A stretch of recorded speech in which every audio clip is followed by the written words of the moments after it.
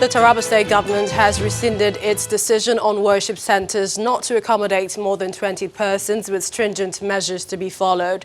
This formed part of resolutions reached at a meeting organised by the State Government to seek the views of religious leaders regarding the Governor's pronouncements on ways to avoid coronavirus. However, a visit to some churches in the state show that none of the measures were put in place to avoid the spread of the pandemic.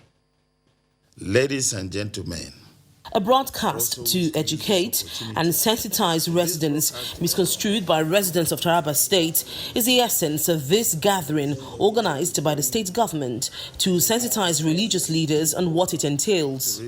Governor Ishaku says religion is a sensitive embodiment of human existence in Nigeria. Hence, the ban on gathering of persons above 20, even at worship centers, is for safety purposes. After the broadcast, Governor Ishaku meets with religious leaders in the state to seek their views on whether to rescind his decision or otherwise, as he read one of the text messages sent to him by residents of the state. Your Excellency, I have made observation on your broadcast. In cinema, hotel, film show and market, no number was given, only to be closed before 7 p.m. Whereas in church, 20 people or less, if God is annoyed and refuses to take the virus away, it means no more worship together. Having majority of the people one after the other, representatives of the two major religions make their inputs with the plea that worship centers should not be shut down. A number of worshippers increased with adherence to hygienic practices such as the use of sanitizers and adequate spacing. The governor promises to release funds for such provision. Having majority of the people coming to the church and the mosque and having them being educated very well and sensitized very well, we believe that it will go a very long way to help. Arufe masallaci ko arufe shoshi, ashe an kayyada mutum biyar ko mutum uku, muna roƙo wannan kan a janye shi, don mu samu mu isar da sakon Allah a wuri. Domin masallatai da wurin shoshi, wurin raya ruhin in ɗan adam ne. A visit to some of the churches by Channels Television shows that none of the three practices are adhered to, as worshippers attend service without washing their hands or using hand sanitizers. They are also compacted while seated. A 4-point communique read at the end of the meeting by the State Deputy Governor Haruna Manu indicates that a technical committee will be set up for sensitization on personal hygiene throughout the state. The governor also assures residents of the provision of chlorine buckets and hand sanitizers to be put at strategic locations. The Taraba State Governor's counterpart in Bauchi State, Governor Bala Mohammed, has also ordered the closure of all schools in the state effective Monday, March the 23rd, in addition to restriction on religious gatherings to not more than 50 people in order to contain the spread of COVID-19. The governor was speaking shortly after a high-powered meeting with key players, including traditional and religious leaders and security agencies. Bauchi State has not recorded any case of coronavirus, but 18 people have died of Lassa fever. Issues of environmental sanitation, issue of other responsibilities by the government have been discussed, and we have also co-opted members of the religious bodies and all interest groups in a high-powered committee that we have set up under the Deputy Governor for health matters, so that we'll be able to provide necessary sensitization and clinical responsibility that is embedded in the problem and challenges of coronavirus and Lassa fever. And that we have closed schools. All our boarding schools have been closed, will be closed as from Monday, so that we can save the children from the overexposure. That restricted congregation should be observed by all religious bodies, especially the Muslim Ummah, in consonance with what is happening globally from Saudi Arabia, from Iran and everywhere, even in the country, so that not more than 50 would be gathered, but where necessary, people from other localities, other sections of the towns or the local government should not go for congregation in other places, so that we restrict the movement. But we are not going to ban public congregation in prayer in mosques and churches, but this should be observed. Staying with efforts to reduce the spread of COVID-19, the Department of Petroleum Resources, DPR, is creating awareness amongst its workforce. DPR Zonal Operations Controller Siroma Ibrahim explains that it is the right time to sensitize its personnel, considering the danger it poses to workers and their families. In this hall are officials of Department of Petroleum Resources from the northeast states of Adamawa, Borno, Gombe, Bauchi and Yobe. They are here for an awareness program organized specifically for officials of the department on COVID-19 and other communicable diseases, including Lassa fever. The program is aimed at creating awareness on control of the virus at the workplace policies and behavioral changes. Medium risk group. The resource person gives insight on expected behaviors at the workplace. Some of the participants of the event share their views on the program.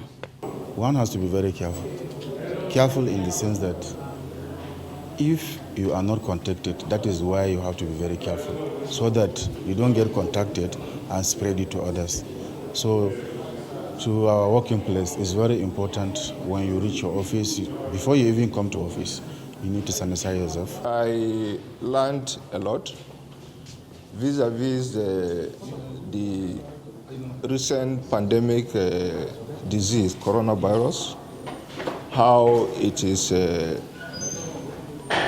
infection, how people get infected, and if a personnel or somebody is infected with the coronavirus, what he needs to do in order to avoid spreading it to others. The Zonal Operations Controller Northeast speaks on the need for the sensitization for staff of the department.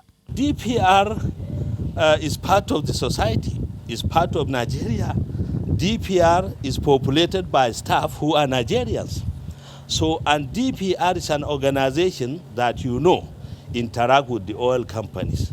And we are, involved in so many projects outside Nigeria. So if we don't sensitize our people, chances are that we may be part of the people that bring it to Nigeria. So this is a very good proactive measure being taken. Participants are expected to return to their states to replicate what they have learned in order to help them protect themselves and their families from the deadly coronavirus ravaging the world.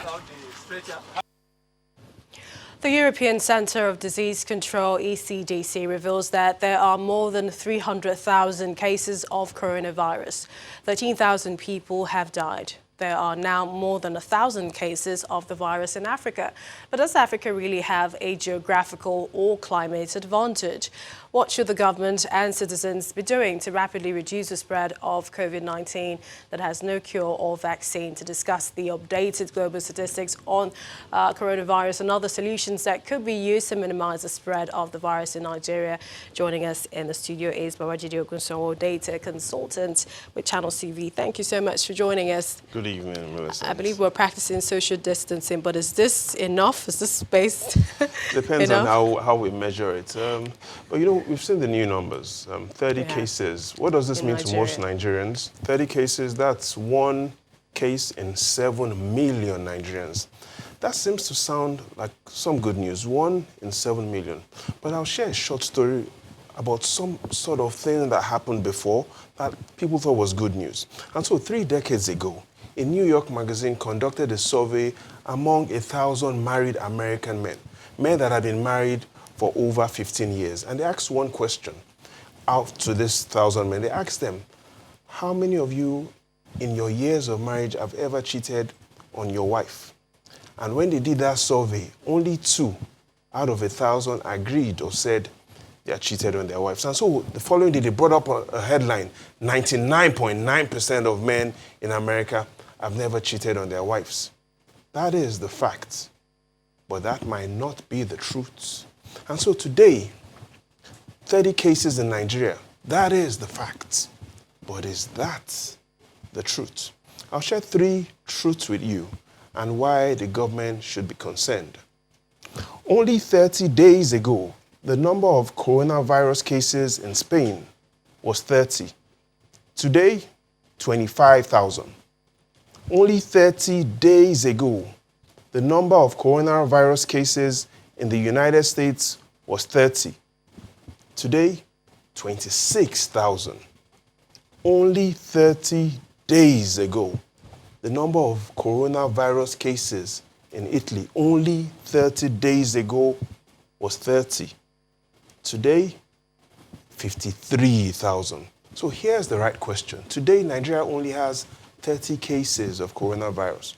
What we should be asking ourselves is, how many cases could Nigeria have in the next 30 days? And that's where the government requires to be more extreme and aggressive with its measures. Some people have called several other measures in Greece, for example, draconian, or Germany that says limiting restriction of gatherings to 2 persons. And then we have the sad fact of, 2 minutes, life is lost in Italy. But if we look at the continent, Africa, comparing Nigeria to the continent, other countries on the continent, how are they doing?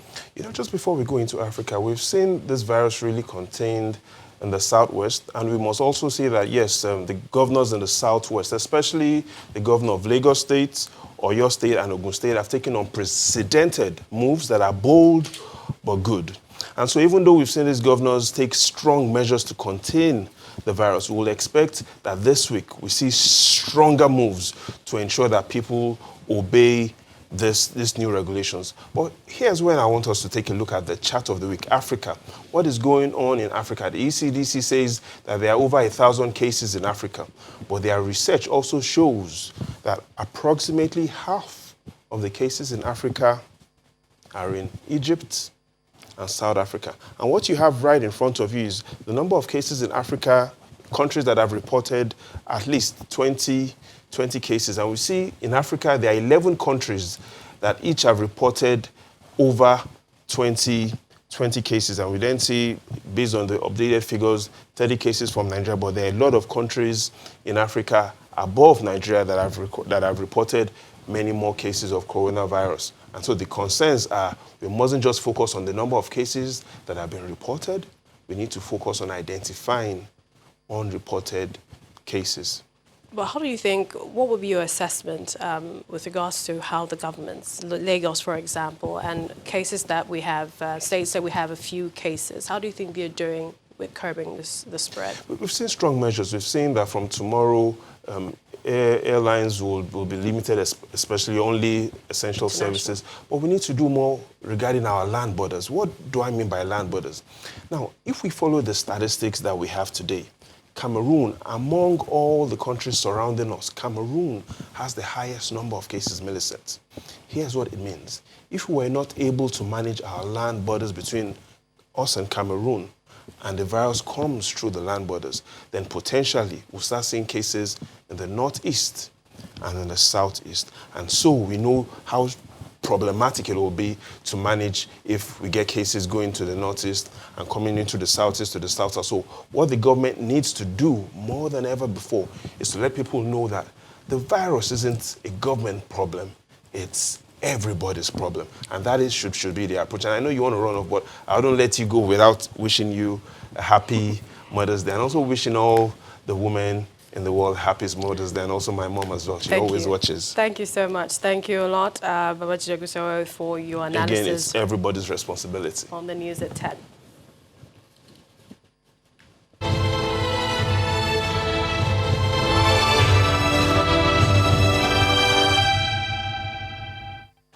Still ahead on the news at 10, International Olympic Committee gives itself 4 weeks to decide whether or not to postpone this summer's Olympic Games in Tokyo. That's in sports news. Please stay with us.